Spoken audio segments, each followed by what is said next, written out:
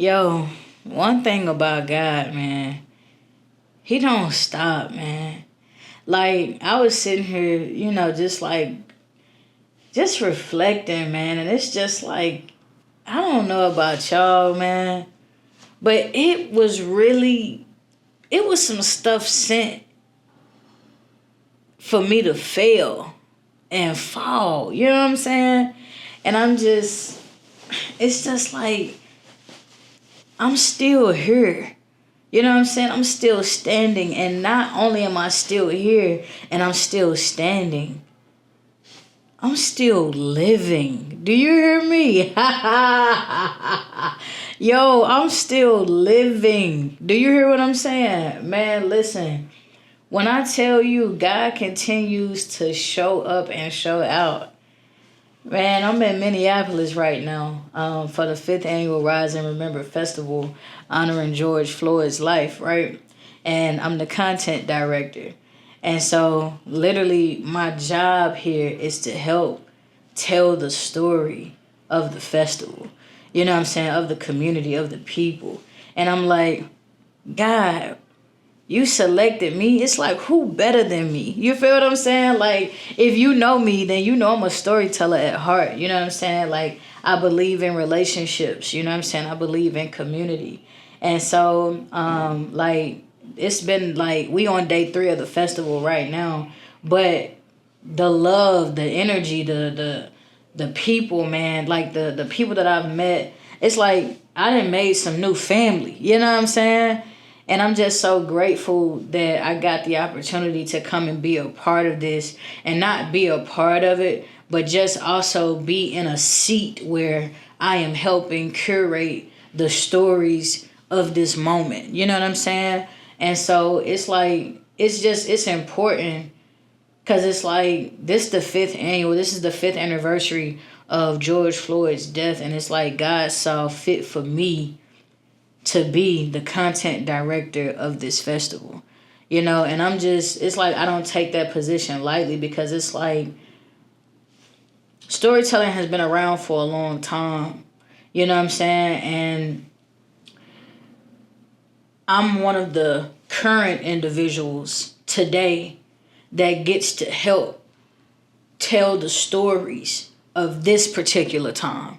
You know what I'm saying? There are going to be people that's going to be looking at this content and hearing these stories, and you know what I'm saying? Like, this is how they're going to learn about George Floyd. You feel what I'm saying? So it's important that it's done the right way, And I'm not going to lie, like, the planning stages of this festival, it's been complicated. You know what I'm saying? Like, it's been a lot of back and forth. It's been stressful. Like, there's been times where I literally wanted to walk away. You know what I'm saying? Like, I literally wanted to walk away. And so it was just like, I didn't want to leave my homeboy high and dry. You know what I'm saying? Like, bruh mentioned my name. He told them that they should hire me to do XYZ. And you know what I'm saying? That's what it was. And so I'm just like, man, I just kept feeling like I couldn't pull out. You know what I'm saying? And I didn't have a reason. I remember, like, days before coming here, I was telling my girl, I was like, I'm calm. Because she was like, are you still going to go? Do you want to go? And it's just like, she's like, is everything worked out? Like, and it's like, nah, like, we're still having to pivot as, even in this moment. And it was just like, but I feel calm. I don't feel any like, oh no, I shouldn't go. You know what I'm saying? Like, there was no energy there. And I'm so grateful for just like God's presence and peace, bro, because I'm telling you, when I tell you God had this thing lined up for me, and I'm talking about specifically for me, man, let me tell y'all something. So I get to the airport, right? I go through, check in and all of that. And I get to the desk, talk to the lady, and I'm like, hey, is the plane full? I want a window seat. And she was like I got a window seat, but it's all the way in the back. It's in the back of the plane. And I'm sitting up here like, okay, like, dang. I really, really, really want a window seat, because the thing about me is, man, when I'm on the plane and I have my window seat, it's like I feel at ease. I feel at home. I feel peaceful. Like I love seeing God's creation. You know what I'm saying? Like I just be so in awe of like what the world looks like from a bird eye point view. You know what I'm saying? Like it's just dope, right? And so I was like, okay, well, what seat do I have now with my ticket? And so she looked, she was like, you already have a window seat. I was like, oh. And she was like, and it's in the fourth row. So you're in the front of the plane. You know what I'm saying? And I'm like, oh. And so I was like, God already took care of it. Yo, I'm just like, dang. So I was finna give up my front row seat essentially just to go sit in the back because I wanted a window seat. Meanwhile, I already had a window seat. You know what I'm saying? And the person that booked my travel, I didn't tell them that I want a window seat. You know what I'm saying? And so I was just like, wow, Lord. Like you just and that ain't even the end of it, right? So we get to the hotel and I'm checking in. So, the lady checking me in, and I had asked, I said, so what floor am I on? She's like, oh, you on the 7th floor. And I said, oh, okay, well, is it a nice view? And she was like, yeah, it's actually, it's a really good view. I think it's towards like where the planes take off. And I said, really? She was like, yeah. Do y'all know that I enjoy watching planes take off? Like, I'm telling y'all, it's something about being in the airplanes. Like, I don't know, man. It's my thing, And my room number is 711. You know what I mean? And it's just like, huh? So I'm just like, yo, that's crazy work, man. But it's just saying all of that to say, like, God really set it up. And so even coming into my room, like, I enjoy like having a seating area. Like I don't like those type of hotel rooms that it's just a bedroom. Like, nah, I like a suite, cause it's my way of like I be needing to unwind and just all of these things. And so it is just like God literally went before me and already laid it out. You know what I'm saying? And I woke up this morning just so fulfilled, man, because it's like I've been enjoying myself at the festival. I've been enjoying the community. And it's just like I've been really meeting some super dope people. And it's like, wow, had I decided not to come, I would have missed all of this. And God had already went before me to set it up.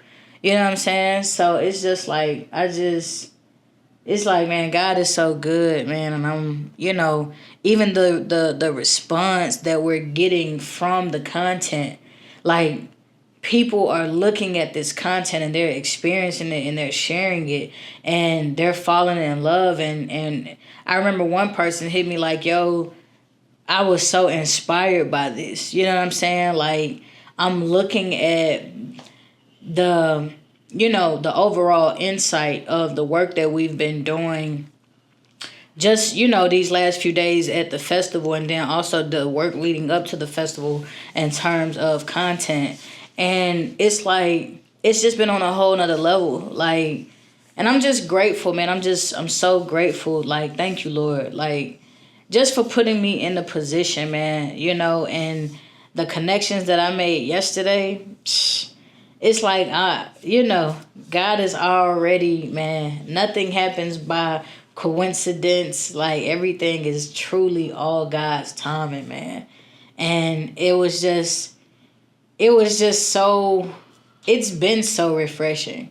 You know what I'm saying? And I'm just sitting up here, man, I can't tell you, like, God, bro, I'm telling you, he good, man. Like, he is who he say he is. He do what he say he do. And that's just what it did. Like, it ain't no question about it. It's crazy, man. Like, and it's crazy because it's like, I'm looking at the date right now. It's 115, May 25th, 2025. And I'm here for the 5th annual celebration of George Floyd's life, man. Like, I'm grateful, man. And God just keeps setting it up, bro. And that, it's like as I sit and, I'm in this moment and I'm embracing this moment, it's just like there were some things sent to slow me down, to harm me, to kill me. Like, oh, come on, I didn't even think about this. I just thought about it in this moment. Yo, I was contemplating suicide January of this year. Not because it's like, I'm not making anything out of my life. I had felt like my load was too heavy. I need y'all to hear this real quick. I've told this story before, but I'll tell it again. Like, I was literally in the middle of fasting. This was in January of this year. I was in the middle of fasting January of this year, man. And I had only a few days left of my fast. And it just seems like the weight was getting heavier and heavier. And I was getting to a point where I'm like, I can't take it no more. I can't do this, right? And so I'm sitting in my bathroom just figuring out what are my options, right? And I'm sitting there crying, I'm bawling, like I'm mad at God and I'm cussing at him and I'm fussing at him. And I'm like, you said you wasn't going to put more on me than I can bear. Well, I've been bearing. Like, I'm talking about just, y'all know the ugly cry? Like, I was in there bawling. And I hear this Mary Mary song come on. My goodness, man. Can't give up now. Can't give up now. Come on. Can't give up now was replaying in my mind as I was having that moment. And as I'm telling God, you said that you wasn't going to put more on me than I can bear. And in that moment, y'all, I promise you, bro, you had to be there. But it was in that moment where that Mary Mary song came on. I just can't give up now. Like, nobody told me that it was gonna be easy. Like, he didn't bring me this far to leave me. You feel what I'm saying? Like, that joint was in my mind. And as that song kept replaying in my mind started to shift. And I'm so grateful that, and this is how you know, this is your sign. Like, you are not alone. Like, the Holy Spirit, listen, you are not alone. And in that moment, man, my mind started shifting. And I was just like, I can't go out like this. Hold on. Now, hold on. So let's be clear. All the work I've done, all the encounters I've had, This how I'm finna go out? Nah, you got me messed up. Yeah. You got me messed up. Nah, this ain't, I can't, nah. I'm telling people about God and what he's done for me and who he is for me. Who he is to me. And I'm gonna make the decision to take my life and do it like this. That's doing God a disservice. That's disrespectful. You know what I'm saying? And so I'm just like, I'm having that moment. And in that moment, it was just like, nah. I started getting up. Yeah, that thought. And this is why, it's important. You have to have power over your mind and what your thoughts are. You feel what I'm saying? Because it was in that moment where I was just like, oh, nah, you got me messed up. I started fighting back. You feel what I'm saying? Like, you know what? This load is heavy. But God had already said he's not going to put more on me than I can bear. So that means if it's on me, then that means I can bear it. You feel what I'm saying? That means that he's already equipped me with whatever I need, you feel me, to keep going. And so it's like, bro, fast forward, I end up doing I'm doing some work for a client, right? And Erica Campbell and her daughter, they're doing I think it was called Peach ATL or something. And so I'm walking around, checking cameras and stuff, just making sure everything is ready to go, for the evening. And I walked past Erica Campbell and I'm like, we spoke, hey, how you doing? And I'm just like, still just in my work, just doing my thing. And it didn't dawn on me till I got back to where I sit, my seating area. And I'm like, Erica Campbell, Mary. At that point, that was in February. So you're talking about a few weeks ago. I'm listening to a song you and your sister made over 20 years ago at this point, and it kept me from taking my own life. You understand what I'm saying? Like, it's just like, yo, God is amazing. Do you hear what I'm saying? And it was just like, wow, like, I didn't even get an opportunity to tell her, like, in person. So, Erica, when you see this, I want to thank you.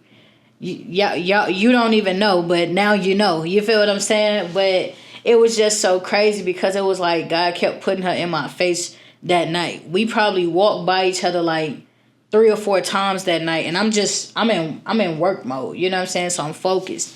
And so it didn't dawn on me, like I said, till I got back to my designated space. And I'm like, wow. Had I been gone, I wouldn't have been able to experience this moment. You feel what I'm saying? Had I been gone, I wouldn't have got brought on to be the content director for the 5th annual Rise and Remember, you know what I'm saying, honoring George Floyd, da-da-da-da-da. You hear me? Like, it's like, bro, you have no idea what God has lined up for you, right? And so it's just like, even when it get hard, man, and trust me, if I can't tell you nothing else, I promise you it's going to be hard. You know what I'm saying? I promise you this ain't going to be no walk in the park. It ain't going to be the most comfortable thing. But the thing about it is, when you begin to just like see things from a different perspective, a different angle, your experience is different. Because now for me, when clients slow down and the money slow down, just because the clients and the money slow down, that don't mean that God is slowing down. You feel what I'm saying? You have no idea what God is working on in the background. And guess what? It's specifically for you. You know what I'm saying? But the thing about it is you can delay it. You know what I'm saying? And I know that just because the story in the Bible where it's like, yo, they went through the wilderness for 40 years. That trip was only supposed to last for 11 days. You hear me? So imagine us. That just lets you know how much we get in the way and how often we get in the way. What was supposed to be 11-day trip turned into a 40-year trip. Listen, it made me think about, I wonder how many things have I delayed because I'm in the way. I got my hands on it. You know what I'm saying? And this weekend for me, it was just a reminder to keep your hands off of it and let God do it. You know what I'm saying? God just needs your yes. That's it. He gonna do everything else. He gonna make sure it's straight. It's up. You feel me?